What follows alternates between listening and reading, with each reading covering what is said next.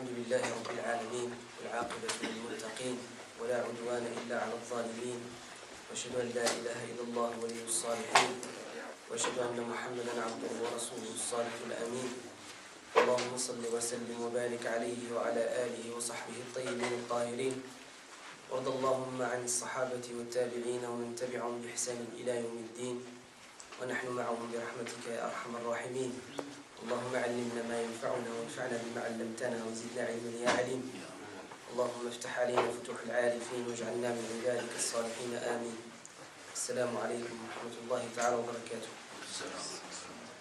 فإن شاء الله تعالى في هذا اليوم في هذه الليلة المباركة سوف نحاول أن نتدارس معا تغييرا للبرنامج. On va essayer de changer le programme aujourd'hui. Comme je devais donner un cours hier aux jeunes, avec la halaqa des jeunes, on devait étudier l'exégèse ou la fin de l'exégèse de la sourate Youssouf. On va le faire, Inch'Allah Ta'ala, aujourd'hui pour les jeunes et les autres qui sont avec nous, Inch'Allah Ta'ala, ils vont en profiter. ففي هذه السورة المباركة, on va essayer de faire un résumé au sujet de la sourate. La sourate Youssouf alayhi salam fait partie des sourates qui regroupent un certain nombre de récits. Les récits, c'est-à-dire ce que Allah, loué soit-il, a compté au prophète sallallahu alayhi wa sallam au profit de sa communauté, afin qu'ils prennent exemple sur les peuples qui les ont précédés, les peuples qui ont, ou bien en majorité d'entre eux, ils ont mécru, ils n'ont pas suivi la révélation des prophètes et messagers, ou d'autres qui ont suivi les prophètes et messagers et qui ont réussi dans la vie de l'ici-bas et dans l'au-delà. Notamment le peuple de Yunus alayhi salam, le prophète Jonas, qui a reçu tout d'abord Jonas alayhi salam, Yunus, en tant que messager parmi eux. Il les a quittés pendant une période qu'Allah subhanahu wa ta'ala a décrétée dans sa prédestination. Allah a voulu donner leçon à Yunus alayhi salam et donner leçon à tous les prophètes et messagers après lui, ainsi que donner leçon à tous ceux qui sont dans le chemin de la da'wa, c'est-à-dire l'enseignement et la présentation de l'islam, et aussi dans le chemin de l'appel à l'unicité d'Allah subhanahu wa ta'ala. Donc Jonas a été un exemple, et il l'est toujours pour tous ceux qui sont dans le chemin de la da'wa, de l'appel à Allah subhanahu wa ta'ala et du témoignage de la foi en l'unicité de Dieu. Puis après, Allah subhanahu wa ta'ala cite dans la suite de la sourate Yunus alayhi salam, la sourate Al-Ra'd, le tonnerre, la sourate Hud, la sourate Youssouf, la sourate Ibrahim.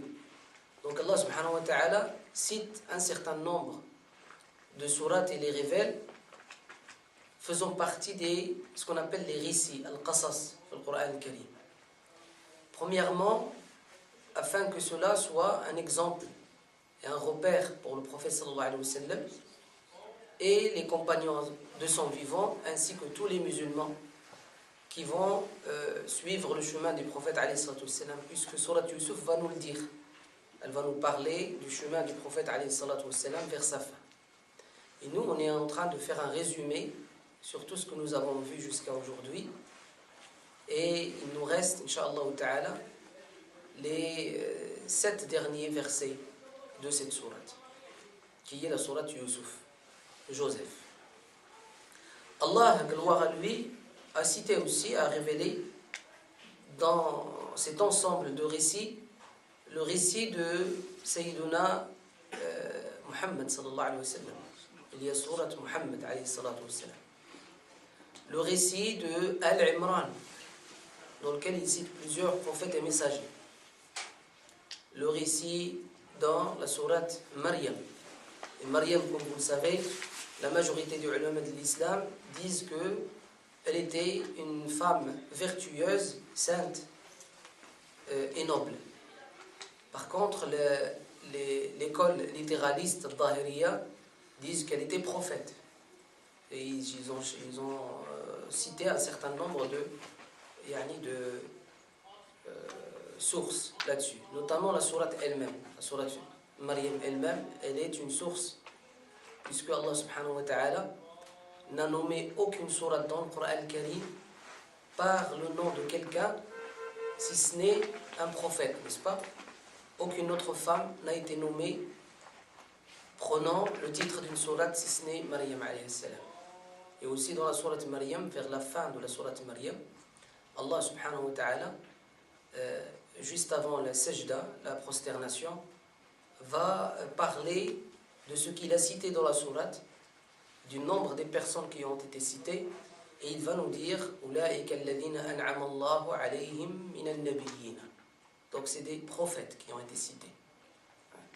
Et donc l'école d'Ahérite compte parmi les prophètes, c'est-à-dire que Maryam alayhi salam, elle a reçu la prophétie.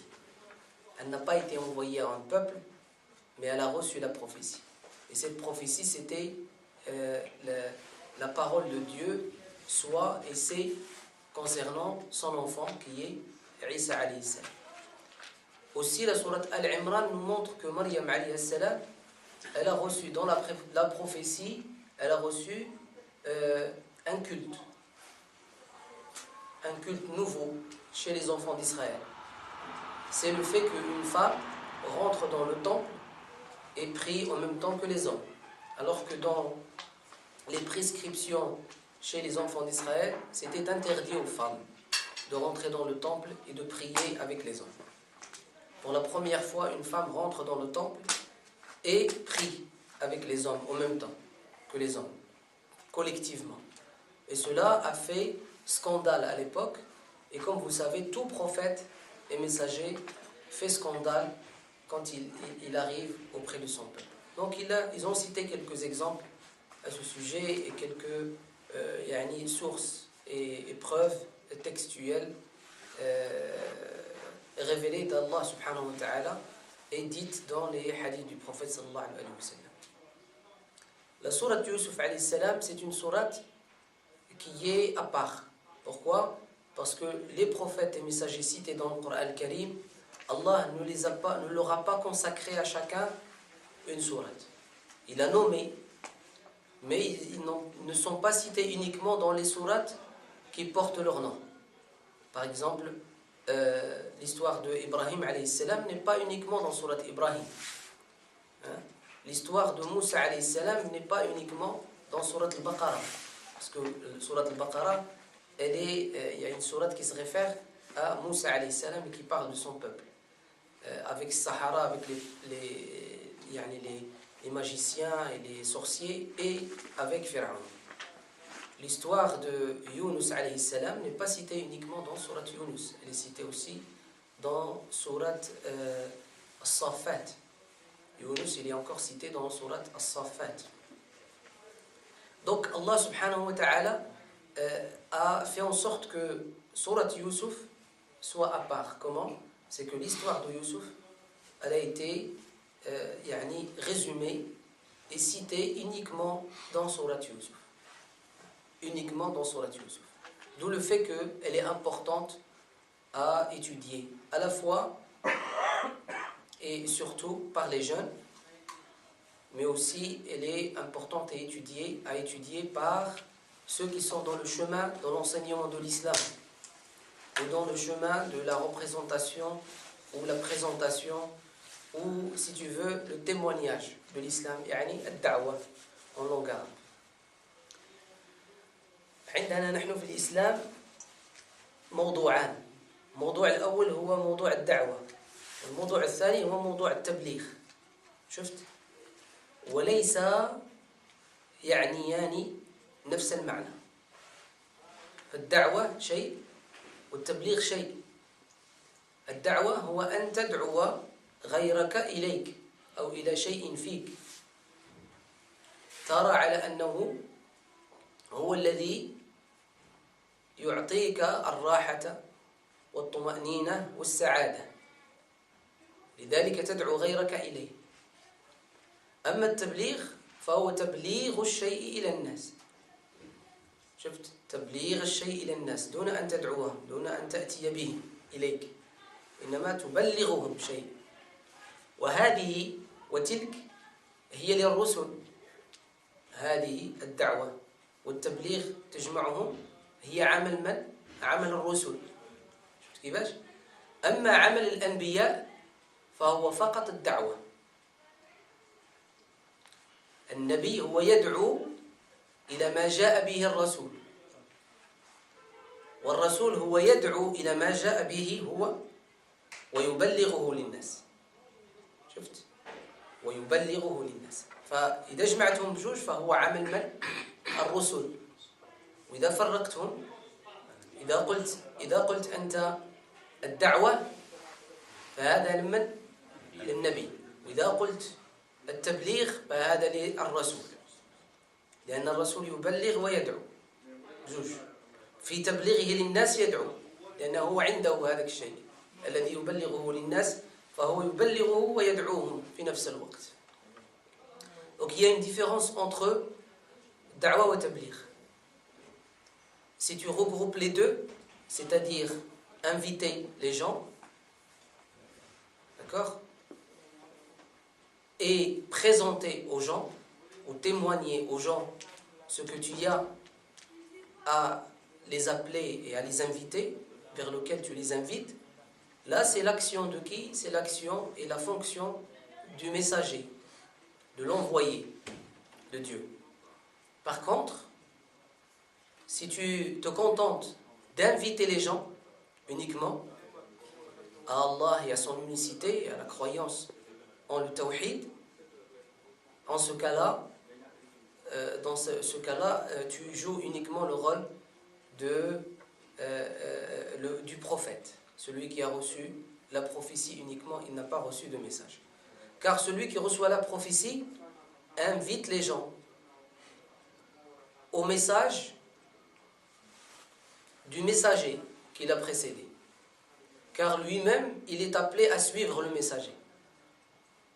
Mais là, lui, son rôle, c'est de rappeler aux gens et de les inviter. Par contre, le fait de leur présenter l'islam, ça c'est le rôle de qui? De celui qui a un message à présenter. Et ça c'est la fonction du messager, al-Rasoul. Yusuf alayhi salam, kana rasulan. كان رسول يوسف عليه السلام، ليس فقط نبي، رسول. والرسول نبي اوتوماتيكمون. الرسول هو نبي، يعني تأتيه النبوة عن طريق جبريل عليه السلام، فهو automatiquement nabi. Le messager, il est envoyé de Dieu et automatiquement il est prophète. Car avant de recevoir le message, il reçoit d'abord Jibril alayhi salam qui lui annonce la prophétie.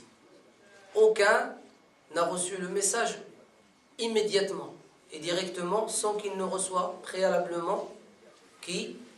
Jibril alayhi salam, pour lui annoncer qu'il est prophète. إذن يوسف عليه السلام هو رسول من رسل الله تبارك وتعالى. C'est pour ça Yaqub alayhi salam le lui a dit au début de la sourate وكذلك يجتبيك ربك ويعلمك من تأويل الأحاديث ويتم نعمته عليك. شفت؟ كما أتمها على أبويك من قبل. Il lui a cité qui? إبراهيم وإسحاق. وإبراهيم كان كيف؟ رسول ولا نبي؟ بس عليكم؟ إبراهيم كان رسولا، d'accord؟ وإسحاق كان رسولا، زوج. فإذا هو بين له يعقوب عليه السلام على أنه يكون تتمة لما كان عليه من؟ يعني جده الأول إبراهيم عليه السلام، وجده الثاني شكون هو؟ إسحاق. لأن إسحاق هو جد شكون؟ يوسف. بس عليكم، إسحاق هو جد يوسف، هو أبو يعقوب. فهو عندك إبراهيم تولد له شكون؟ إسحاق وإسماعيل. خلي إسماعيل هذا عربي، خلينا مع بنو إسرائيل. إبراهيم ولده شكون هو؟ إسحاق، وإسحاق ولد شكون؟ يعقوب، ويعقوب ولد الأسباط 12 منهم شكون هو؟ يوسف رسول فيه، يوسف عليه السلام. فالعلماء اختلفوا في الأخ ديال يوسف عليه السلام من أمه، منهم من قال كان نبي، ومنهم من قال كان رجلا صالحا واسمه بنيامين. D'accord? Les ulama, comme on a vu, ont deux avis concernant Benjamin. Est-ce qu'il était prophète ou il ne l'était pas? Il y en a qui ont dit qu'il était prophète, d'autres ils ont dit c'était un homme pieux. Mais Yusuf alayhi salam était messager, envoyé par un message de Dieu, gloire à lui. Pour qui? Pour un autre peuple, qui n'est pas le peuple auquel a été envoyé son père. Yusuf alayhi salam a été envoyé à qui? Aux Égyptiens. Il n'a pas été envoyé là où il était son père auparavant. Et son père, il était où? Dans la terre sainte de la Palestine. D'accord? C'est de là qu'il est venu, Yusuf alayhi salam, et c'est là où il a eu ce problème avec ses frères de jalousie, et par le départ il a commencé là où ils l'ont vendu en esclave, et puis il a traversé tous les chemins qu'il a traversés pour arriver en destination là où Allah a voulu qu'il soit messager. Et Yusuf alayhi salam a reçu son message en prison. En prison. C'est là où il a reçu le message. Et d'ailleurs, il commença son message avec les premiers disciples, les premiers élèves qu'il a eus. Ce sont des prisonniers avec lui. وَدَخَلَ مَعَهُ السِّجْنَ فَتَيَانِ. وَدَخَلَ مَعَهُ السِّجْنَ فَتَيَانِ. Deux jeunes hommes sont rentrés avec lui dans la prison, en cellule. وقيل أن السجن كان مطمورا. La prison, les cellules n'étaient pas des cellules comme on connaît maintenant. Ils étaient sous terre. Donc ils étaient à l'intérieur sous terre. Des cellules souterraines. C'est-à-dire que c'est comme des cages où il y avait une ouverture par laquelle on faisait sortir les gens un par un. On ne peut pas sortir plusieurs personnes. Ça suffisait juste pour faire rentrer l'air et la nourriture. À l'intérieur, sous la terre. Donc Yusuf alayhi salam, dans son histoire, on apprend plusieurs choses, et dans son récit. On apprend qu'Allah subhanahu wa ta'ala commence cette sourate avec un défi. Car le noble Coran est un livre qui défie l'humanité et qui demande à l'humanité de ramener quelque chose qui lui est semblable, tout en annonçant à cette humanité qu'elle ne pourra jamais l'avoir. ويتحدى العالم وفي نفس الوقت يجيب على التحدي على أنهم أبدا لن يستطيعوا. لذلك يقول سبحانه وتعالى وإن كنتم في ريب مما نزلنا على عبدنا فأتوا بسورة من مثله وادعوا شهداءكم من دون الله إن كنتم صادقين فإن لم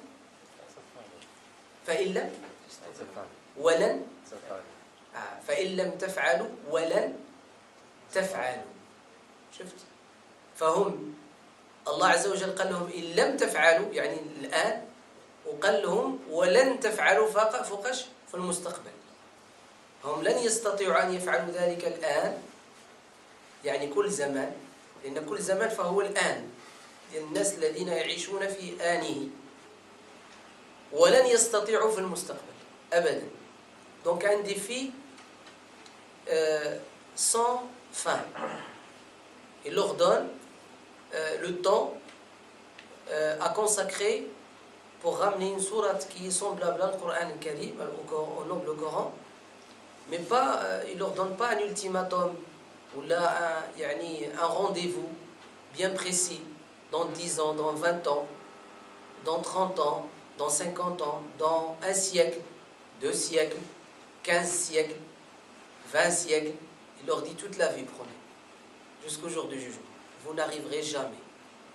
قل لو اجتمعت الإنس والجن على أن يأتوا بمثل هذا القرآن لن يأتوا بمثله أبدا. Jamais ils ne pourront. ولو كان بعضهم لبعض ظهيرا. ظهيرا يعني ولو يعين بعضهم بعضا. Même s'ils s'entraident, le djinn ou l'ins, ils s'entraident à ce qu'ils ramènent un livre semblable au Coran al-Karim, ils n'arriveront jamais, ils ne pourront jamais. Donc le Coran al-Karim commence par le défi. Fin quand je fais le défi, fin. Dans Alif Lam Ra. D'accord? C'est là où on voit le défi. Alif Lam Ra. Tous les ulama s'accordent que ce verset Ada, par lequel commencent certaines sourates, il est là pour défier l'humanité. Car aucun homme ne peut commencer son discours avec des lettres décomposées, d'accord, découpées l'une de l'autre, avec des connotations incomprises, personne ne peut comprendre qu'est-ce que ça signifie, et avec bien sûr une prononciation spéciale. Car il y en a qui ont lu Alif Lam Mim de la sourate al-Baqarah, Alam, Alam, pourquoi? Parce qu'ils ne connaissent pas le Coran. Ceux qui connaissent le Coran par cœur, ils l'ont reçu tel qu'il a été révélé. Et donc, il y a une certaine manière de le prononcer. Et au lieu de prononcer Alam, il faut prononcer comment? Alif, s'arrêter un moment. Alif, Lam, Mim. نفس الشيء هنا. ألف لام را. الألف تبقى على حالها بدون مد، والراء على حالها محركة بحركة واحدة دون مد، واللام ممدودة إلى أقصى حد من المد. ألف لام را. فالله عز وجل بدأ هذا القرآن هذه السورة من القرآن الكريم بالتحدي, avec le défi. Car le Coran al-Karim, comme nous savons, c'est un livre inimitable. Inimitable. Le Coran, vous savez très bien, si vous ne le savez pas, apprenez-le, il a des sciences d'études. Parmi les sciences d'études du Coran al-Karim, ce qu'on appelle la science de l'inimitabilité. L'inimitabilité.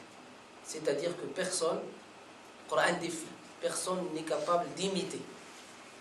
أنه يجيب حاجة بحال القرآن الكريم. شفت؟ من علوم القرآن هذه la science, cette science, l'inimitabilité. On ne peut pas inventer des paroles telles que ce qui est dit dans le Coran al-Karim. Aucun individu, aucun être humain ne peut le faire. Il y en a qui ont essayé dans l'histoire. Notamment Al-Kaddab, Moussaïlima, et d'autres, même de nos jours aussi. Les Américains, ils ont essayé.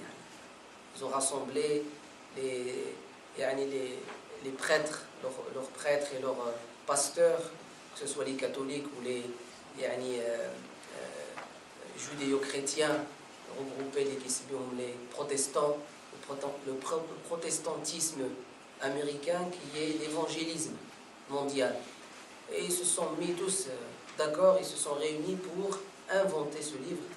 Ils ont fait quelque chose, mais cette chose n'a rien à voir avec le Coran. Quand tu la lis, tu ne comprends rien. Elle n'a pas de sens. Elle se trouve, ça se trouve aujourd'hui. Ils l'ont vendu et ça se trouve, il y a des copies dans l'internet. Sur internet, vous avez une copie de ce livre. Le malheureux et ce qui est malheureux, c'est que au Koweït, certaines écoles koweïtiennes, privées, ont reçu ce livre et l'ont distribué à leurs élèves dans un pays musulman. لكن يمكرون ويمكر الله والله خير الماكرين ولن يستطيعوا أبدا أبدا يريدون أن يطفئوا نور الله بأفواههم ولن يستطيعوا أبدا. Donc sourate Yusuf, elle défie Alif Lam Ra. Puis après Surat Yusuf, comme d'autres sourates qui commencent par des lettres découpées qui défient l'humanité, à chaque fois que vous trouverez Alif Lam Mim, Alif Lam Ra, Alif Lam Mim Ra, par exemple, ou bien Hamim, Taha, ila ghayri dhalik, Qaf, Sad, ila ghayri dhalik. À chaque fois que vous trouvez une sourate qui commence par des lettres découpées ou des lettres toutes seules, immédiatement après vous allez voir qu'elle se réfère à quoi? Al Qur'an. Alif Lam Mim, Dhalik al-Kitab. N'est-ce pas? Ici, Alif Lam Ra, Tilka Ayatul Kitab al-Mubin. Directement par le Qur'an. Inna anzalnahu Qur'anan Arabiyyan la'allakum ta'qilun. Nahnu naqussu alayka ahsana al-qasas. بما أوحينا إليك هذا القرآن. فالقرآن الكريم فيه أحسن القصص. Les meilleurs récits se trouvent dans le Coran al-Karim. Si on veut que nos enfants dorment bien le soir, parce parmi les méthodes, c'est lire une histoire à l'enfant avant qu'il dorme, n'est-ce pas? Lisons-leur les histoires et les récits dans le Coran al-Karim, les récits des prophètes. Et puis après, quand on a puisé tout ça, d'accord, à ce moment-là, on peut lire autre chose. Il n'y a aucun souci. Tant que les histoires que nous allons lire ne sont pas contradictoires à quoi? À notre foi. D'accord? Elles ne sont pas contre notre foi. Par exemple, il y a parfois des histoires dans lesquelles on prône la sorcellerie. Harry Potter, par exemple. Harry Potter, c'est un sorcier, n'est-ce pas? C'est un sorcier qui a réussi. Et donc la sorcellerie, elle réussit dans la vie. Et la vie, la vie est un terrain fertile pour la sorcellerie. Et on fait passer la sorcellerie pour une science bénéfique. Puisque le bonhomme, il réussit dans sa vie. Il passe par des difficultés et ainsi de suite. Là, on a des histoires dans lesquelles il y a de la sorcellerie. Laquelle parfois tu les racontes à nos enfants et ils s'en lassent. Mais parce qu'on n'a pas l'art de raconter. Pourquoi on a de l'argent à dépenser dans la construction des édifices, des mosquées, d'accord, ou des maisons et autres? Pourquoi on ne chercherait pas à rassembler de l'argent, un certain nombre de personnes, chercher à rassembler de l'argent et le consacrer à faire quoi? À faire des dessins animés de qualité, d'accord, montrant les histoires qui sont dans le Coran al-Karim, sans pour autant montrer les visages des prophètes. Et c'est facile à ne pas montrer les visages. Mustafa al-Aqad, rahimahullah, il a réussi dans son livre Risala à ne pas montrer le prophète sallallahu alayhi wa sallam, tout en réussissant à montrer qu'il était présent. On sentait sa présence dans le film. C'est pour ça que ce film a touché le monde entier. Et pourtant, il n'a pas utilisé des techniques sophistiquées avec ce qu'on appelle les ordinateurs, les techniques nouvelles, actuelles. Il a utilisé les techniques des années 70. Et pourtant, ce film fait toujours ses preuves. Parce que il y a l'ikhlas. C'est pour ça ça marche. Et ça touche les gens. Combien de personnes se sont converties à l'islam en regardant ce film? Combien de musulmans égarés se sont remis dans le chemin en regardant ce film? Pourtant, c'est un film. Et le malheureux encore, et ce qui est malheureux, c'est celui qui fait des fatwas en tournant ses pouces que c'est interdit de regarder ce film. C'est haram de regarder le film Risala. Et ça y est, retourner le pouce au fatawa, lance les fatwas. Beaucoup de riches émirs d'Arabie sauvent certaines sociétés occidentales de la faillite, n'est-ce pas? Notamment Euro Disney, elle a failli, elle a failli faire faillite, elle a failli tomber Euro Disney. C'est qui l'a sauvé? Un émir de l'Arabie. D'ailleurs, ils dépensent toujours pour Euro Disney. Et on ne dépense pas pour des choses comme ça qui pourraient être utiles pour nos enfants et pour les générations à venir. L'histoire de Yusuf alayhi salam est une preuve pour le prophète sallallahu alayhi wa sallam qu'il est dans la guidée. Est une preuve pour ceux qui suivent le prophète sallallahu alayhi wa sallam qu'ils vont réussir. Elle raffermit les cœurs de ceux qui sont dans le chemin de la da'wa.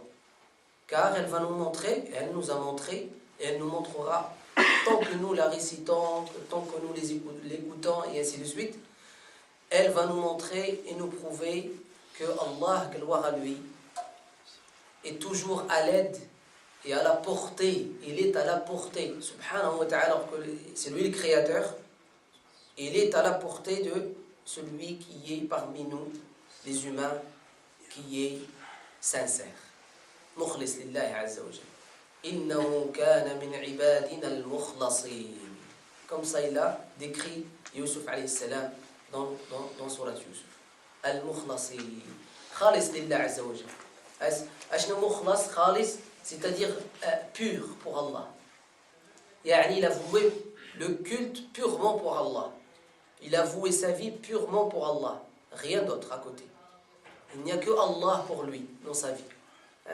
المخلصين اللي هو الجمع ديال المخلص والمخلص هو الذي تخلص من غير الله وخلص لله سبحانه وتعالى بحال comme l'or نقول نستخلصه من الأرض الذهب نستخلصه من الأرض on le sort et on le purifie car pour avoir de l'or il faut aller dans la terre, le sortir. Et quand tu vas le sortir, il est mélangé avec d'autres choses, des minéraux, le sable, la terre, d'accord? Alors il faut le purifier. Et donc Yusuf alayhi salam a été pur pour Allah subhanahu wa ta'ala depuis le début. C'est pour ça Allah l'a sauvegardé, l'a protégé. Allah l'a éprouvé. Allah a éprouvé autrui par lui. Notamment il a éprouvé son père. Il a éprouvé ses frères, il a éprouvé Al-Aziz dans l'histoire qui est le ministre, il a éprouvé Mra'at Al-Aziz, l'épouse du ministre, il a éprouvé Niswa, les jeunes filles que connaissait Mra'at Al-Aziz, il a éprouvé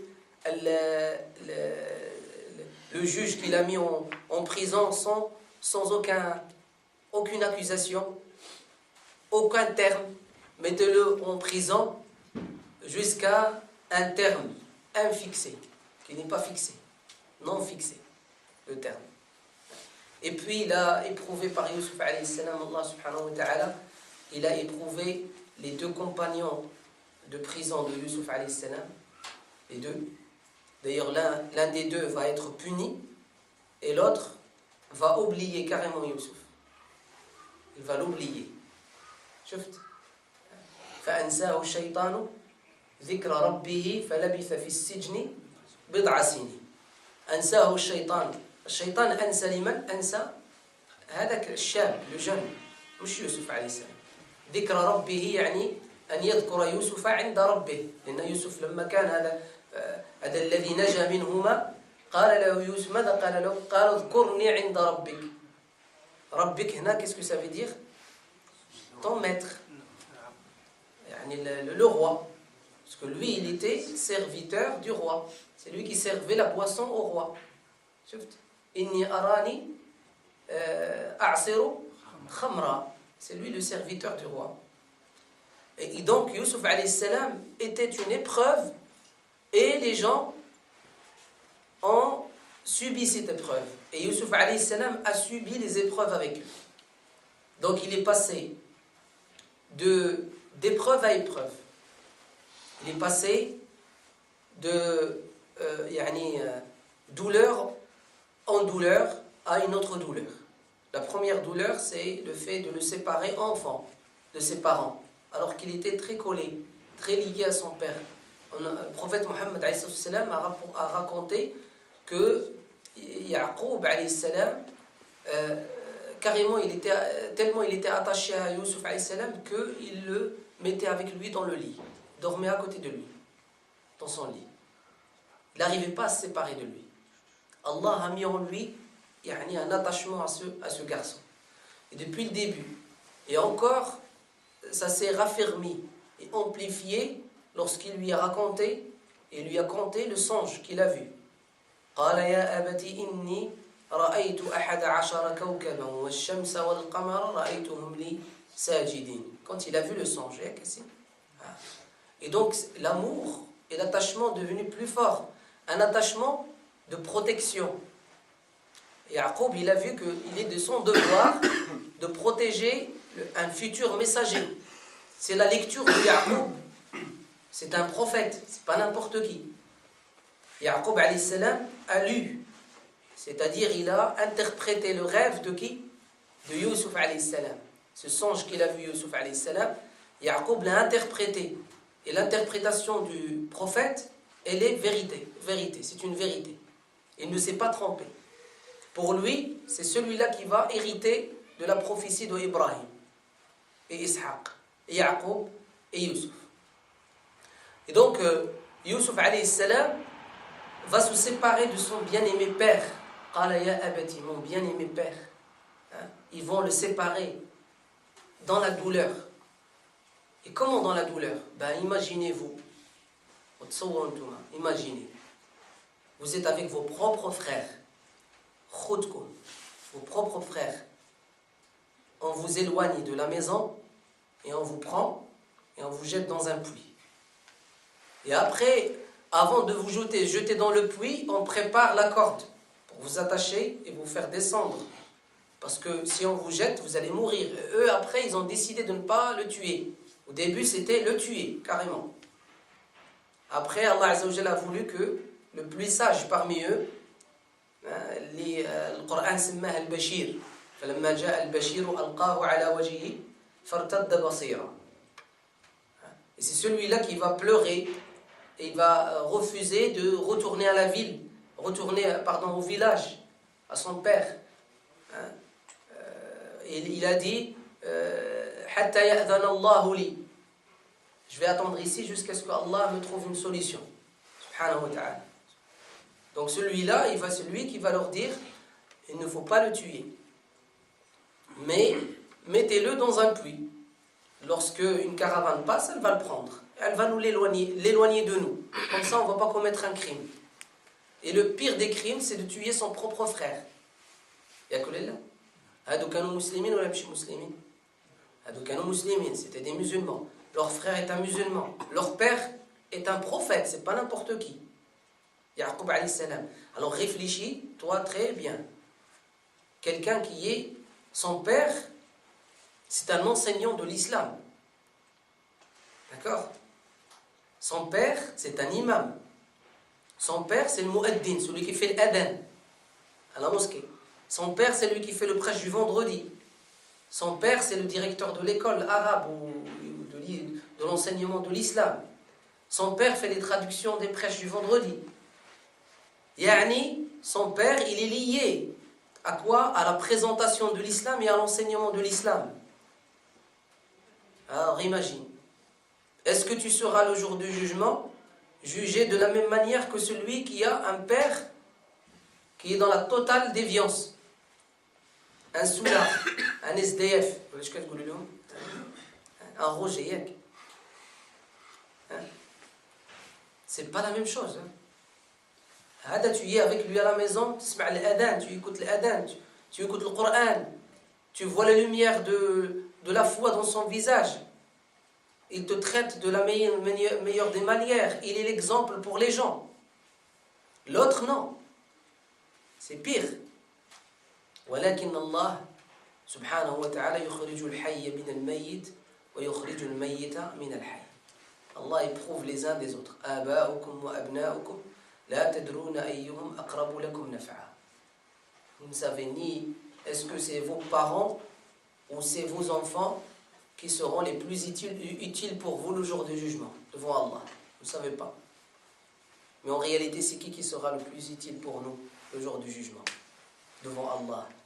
Question pour un champion. Hein? Non? Les parents, rien. C'est qui? Rasoul sallallahu alayhi wa sallam. Et comment il sera utile pour nous, Rasoul sallallahu alayhi wa sallam, les jours du juge? Shafa'a, qui te le prouve qu'il va te faire shafa'a? C'est comme احنا ضامنينها يعني ديالنا الشفاعة هي ديالي أخدم باش تاخذ الشفاعة كثر من الصلاة على النبي عليه الصلاة والسلام وعمل الصالح العمل الصالح لأنها الشفاعة للمؤمنين. Là, celui qui sera utile pour nous le jour du jugement, عملنا الصالح, c'est nos bonnes actions.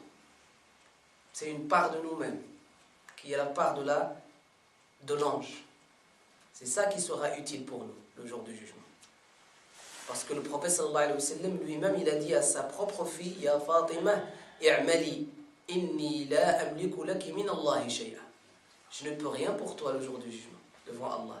N'est-ce pas dans le Coran qu'on dit فإذا جاءت الطامة الكبرى يك فإذا جاءت الصاخة يوم القيامة سماها الطامة الكبرى وسماها شنو الصاخة يوم يفر المرء من أخيه وأمه وأبيه وصاحبته وبنيه لكل امرئ منهم يومئذ شأن يغني. كل واحد عنده شأن. شفت؟ ونحشره يوم القيامة أعمى. شفت؟ إنسان يعني اللي هو ضال على طريق الله عز وجل يخرج يوم القيامة أعمى. والآخرون يحشرون يوم القيامة زرقا يعني وجوههم أكثر من السواد المعروف اللي كنعرفوه هنا. الزرق هو يعني أسود من السواد والعياذ بالله. هادو لا آباء ولا أبناء ينفعونهم. والآخرون المؤمنين يا إما راهم آباء يا إما راهم أبناء يا إما راهم إخوة يا إما راهم أزواج. ولا هذا ينفع هذا ولا هذا ينفع هذا. الذي ينفعك, celui qui est utile pour toi, c'est toi-même. C'est ton action. Et c'est ce qui va nous prouver Youssouf alayhi salam. C'est Allah azza wa jal qui le prouve par les versets dans Surat Youssouf. Et donc Surat Youssouf, elle nous montre comment Youssouf il est passé d'une douleur à une autre plus forte. Ils l'ont séparé de ses parents chéris, de son frère Benyamin, plus jeune que lui,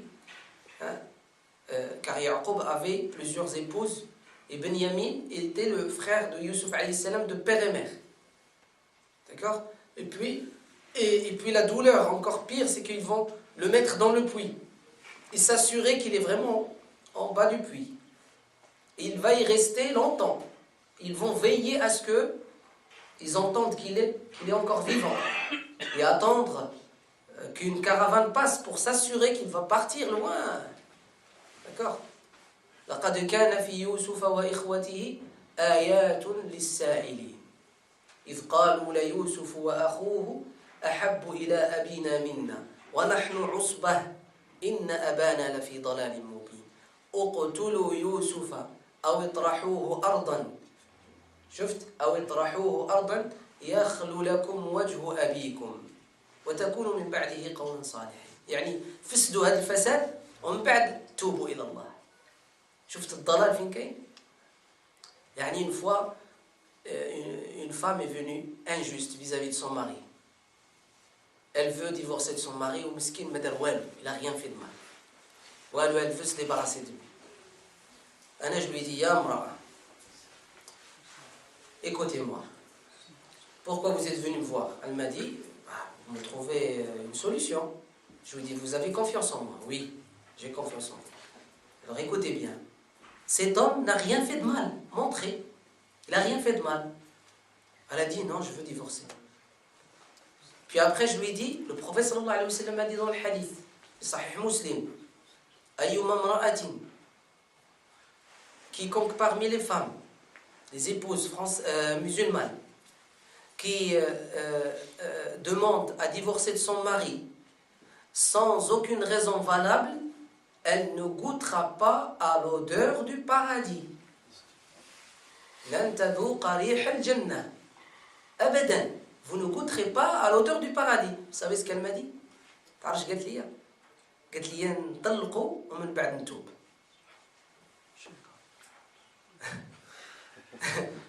يعني ما c'est pas logique. نطلقه ومن بعد نتوب.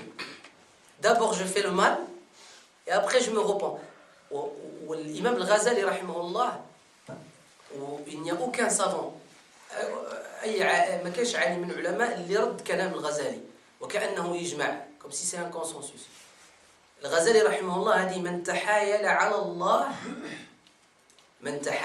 الله لا يقبل الله منه صرفا يعني عملا صالحا. من تحايل على الله. Donc quiconque ruse, utilise la ruse avec Allah, cela prouve que cette personne ne croit pas vraiment en Allah. Car celui qui croit en Allah, il sait très bien qu'il est impossible de ruser avec Allah. Est-ce qu'on peut tromper Allah? Quelqu'un qui veut tromper Allah, c'est qu'il ne croit pas en Allah.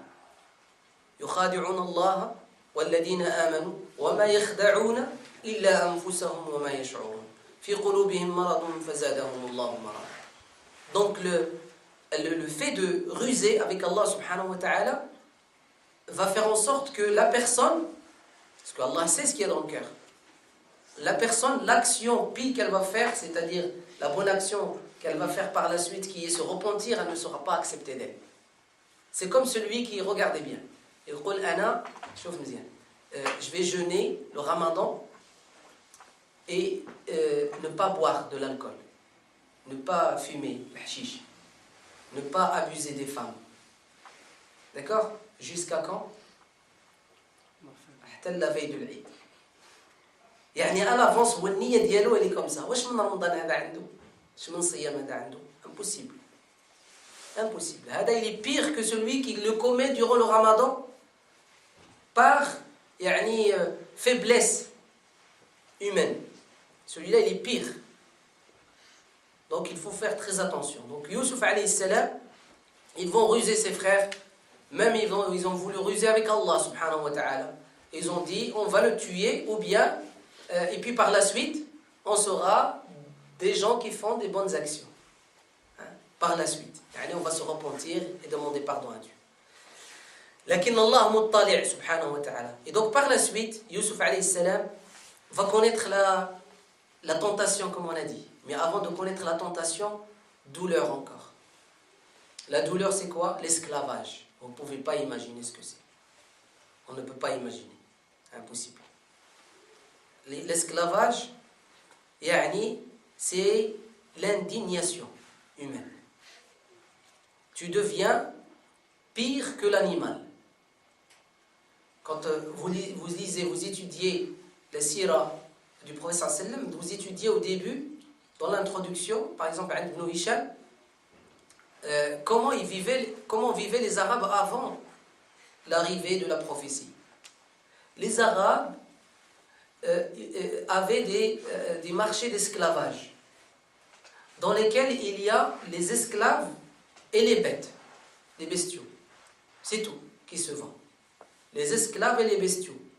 Les bestiaux, ils étaient normaux et les esclaves étaient enchaînés et attachés. Pire que le hayawan. Et parfois, on achetait la chamelle plus cher que l'esclave. Elle coûte plus cher. Donc il achète la chamelle et il dit je prends aussi l'esclave avec. Et je te donne le prix. Les Arabes, ils ont causé une guerre atroce entre les tribus à cause d'une chamelle. Alors qu'entre eux, ils ont tué des femmes et des enfants et des guerres, ils ont fait couler le sang. L'esclavage, il n'y a pas pire indignation que peut connaître un être humain, si ce n'est l'esclavage. C'est pour ça que l'islam l'a aboli dès son arrivée. الناس سواسية عند الله كأسنان المشط يقول النبي صلى الله عليه وسلم. Et donc Youssouf alayhi salam va connaître l'esclavage. Puis il passe de l'esclavage à quoi? À être non seulement un esclave qui se vend d'un marché à un autre, d'un maître à un autre, et il devient l'esclave d'une maîtresse, d'une femme. C'est pas un maître. Et l'esclave d'une femme n'est pas pareil que l'esclave d'un homme. C'est pas la même chose. Car les exigences d'une femme et les exigences d'un homme, c'est pas les mêmes. Mais Allah subhanahu wa ta'ala a voulu qu'il tombe dans un lieu où il va être bien traité, malgré tout. Allah Rahman, subhanahu wa ta'ala, il sait que ce jeune homme, ce n'est pas n'importe qui. Et il tombe entre les mains de l'Aziz. C'était un homme généreux et qui avait pitié. Il a eu pitié de Yusuf alayhi salam et il a dit à sa femme de bien le traiter, de ne pas le maltraiter. Yusuf alayhi salam. Puis par la suite, il y a eu la tentation. Et Allah a glorifié Yusuf alayhi salam. Une tentation entre lui et une femme, et puis une tentation entre lui et une dizaine de femmes, plusieurs femmes. D'accord? Et il a gagné. Alayhi salam. Par quoi il a gagné? Par la piété, par la foi qu'il avait. Alayhi salam. Puis par la suite, il passe de là à quoi? La douleur encore. La prison. Il passera plusieurs années en prison. Alayhi salam. Et c'est là où il va recevoir la prophétie, le message. Où ça? La cellule, en prison. Alayhi salam. Le prophète sallallahu alayhi wa sallam l'a reçu dans une grotte. Yusuf alayhi salam l'a reçu presque dans une grotte. Mais c'est dans un sous-sol, la prison, dans l'obscurité. Il reçoit la prophétie, le message, il commence à enseigner Ya sahibayi as-sijn a'arbabun mutafarriquna khayrun amillahu al-wahid al-qahhar. Il les invite à quoi? À l'unicité d'Allah subhanahu wa ta'ala, à abolir les idoles. D'accord? Et puis par la suite, Yusuf alayhi salam, il passe de là à quoi? Allah va le glorifier. Il va sortir de la prison. Et il va interpréter le songe du roi. Et là, nous apprenons aussi qu'il n'y a pas que les musulmans et les croyants qui ont des songes qui viennent de Dieu et qui sont véridiques, n'est-ce pas? Même un kafir, un non-musulman, peut voir en songe quelque chose de prémonitoire qui risque d'arriver, même un kafir. Car le roi était non-croyant. D'accord? Et puis Yusuf alayhi salam, après avoir montré au roi comment il doit interpréter ce rêve, alors que face au roi et au songe du roi, plusieurs intellectuels autour du roi, plusieurs ministres autour du roi, ont baissé les bras et ont dit on ne peut pas interpréter ce rêve. Car on n'a pas de connaissances ni de science pour pouvoir interpréter les rêves. Khafou. Du roi. Yusuf alayhi salam va interpréter le rêve, et non seulement il va l'interpréter, mais il va montrer que ce rêve montre qu'il va y avoir un problème de sécheresse dans l'avenir. Et en plus de ça, Yusuf alayhi salam va montrer au roi la connaissance qu'il avait, le savoir-faire qu'il avait. Il va lui montrer comment s'en sortir. Il fallait mettre de côté et nourrir peu les gens pour pouvoir passer les années de sécheresse en sûreté. Et puis par la suite, bien sûr, viendront d'autres années qui seront plus fructives, où les autres peuples vont être dans l'appauvrissement parce qu'ils vont manger au début tout, ils vont rien avoir par la suite. Et vous, en Égypte, vous allez avoir un stock rempli. Et les gens vont venir pour acheter chez vous et ils vont payer cher. Et vous allez devenir le pays le plus riche du monde. Le roi va aimer Yusuf alayhi salam. Il va être touché par Yusuf alayhi salam. Et encore plus, il va être touché par le fait que lui ignorait que dans son royaume, il y avait de l'injustice comme celle-ci. Celle qu'a connue Yusuf alayhi salam. D'accord? Le roi, malgré qu'il n'était pas croyant, il était un roi juste. Qui est-ce qui nous le dit? Le Coran, c'est lui qui nous le dit. La sourate elle-même. وَكَذَلِكَ كِدْنَا لِيُوسُفَ مَا كَانَ لِيَأْخُذَ أَخَاهُ فِي دِينِ الْمَلِكِ. لبس. وَكَذَلِكَ كِدْنَا لِيُوسُفَ مَا كَانَ لِيَأْخُذَ أَخَاهُ فِي دِينِ الْمَلِكِ. Tel nous avons enseigné à Youssouf comment ruser et utiliser ces interprétations qui étaient véridiques pour pouvoir ramener son frère dans Din al-Malik. La religion du roi. Donc on va dire, Youssouf, il a fait rentrer son frère dans le kufr. Le Malik, il est kafir, il est non-croyant, idolâtre. Din, ici, ça veut dire quoi, c'est Hicham? Là, monsieur le palais. Adl al-Malik, barakallahu. On a dit c'était un roi juste, et le Coran le prouve. Fi din al-Malik, c'est-à-dire dans la justice de Malik. Car c'était un roi juste. Et la justice de Malik, c'est quoi? C'est celle que Youssouf va utiliser pour ruser avec ses frères. D'accord? Lorsqu'il va leur dire quelqu'un a volé le récipient en or du roi. Et il va leur dire comment alors faire si je le trouve parmi vous? Et ils ont dit, celui dans les affaires de qui tu vas le trouver, juge par la justice du roi. Et donc, grâce à la justice du roi, il a ramené avec lui qui? Son frère.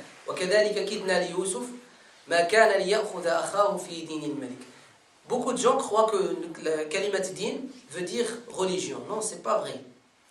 L'arabe, c'est autre chose, l'arabe. Un seul mot, il peut avoir plusieurs sens, et ça dépend dans quel contexte se trouve ce mot. Comme ici dans Surat Yusuf, vous allez trouver qu'Allah subhanahu wa ta'ala a cité 9 fois le mot Rabb. Et il ne le cite pas dans le même sens. D'accord? Regardez, qu'est-ce qu'il a dit?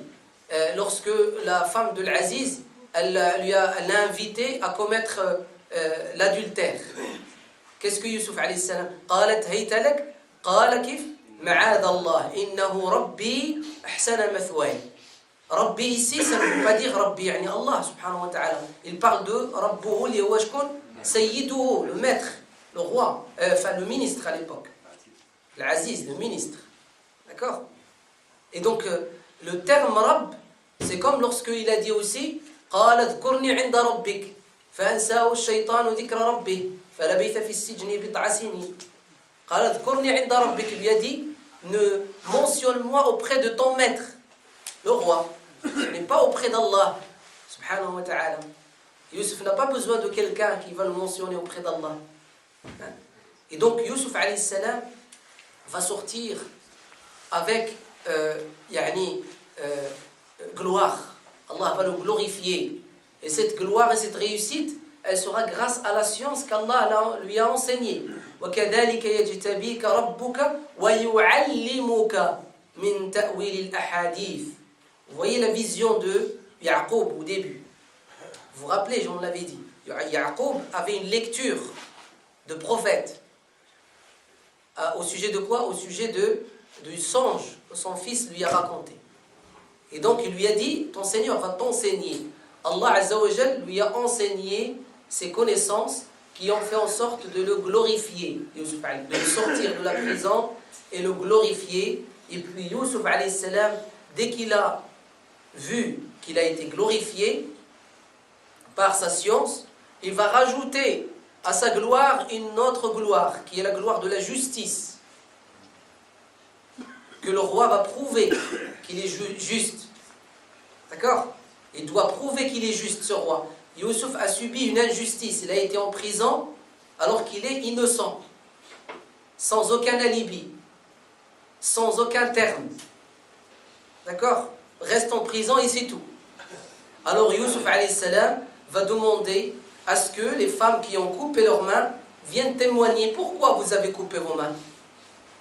Est-ce que c'est Youssouf qui a pris le tranchoir, le couteau, et il vous a coupé les mains? Non. D'accord? Elles ont témoigné que Youssouf alayhi salam, c'est pas lui. Il n'a rien fait de mal. Même elles ont témoigné auparavant que Youssouf alayhi salam, c'est un ange. Ma hada bashara, in hada illa malakun karim. Et là, Imra'at al-Aziz va parler. L'épouse du ministre va parler, elle va dire quoi? Al-ana hashas al-haq.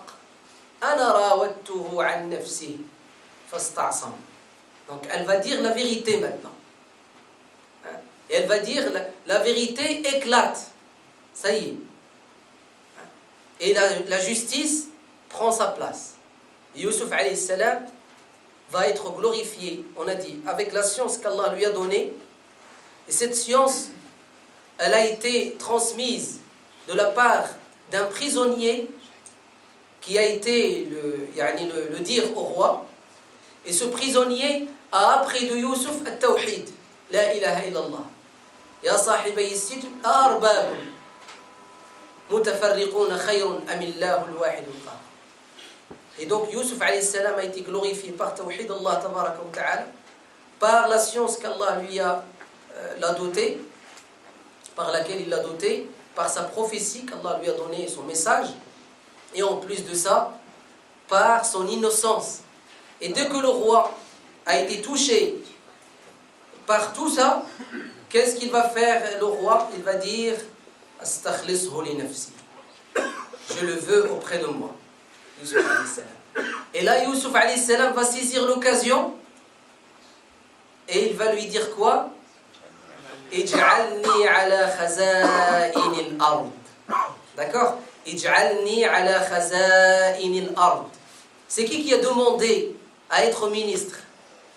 Est-ce que c'est le roi qui a demandé à Youssouf d'être ministre? Non. C'est Youssouf lui-même qui a demandé à avoir ce pouvoir.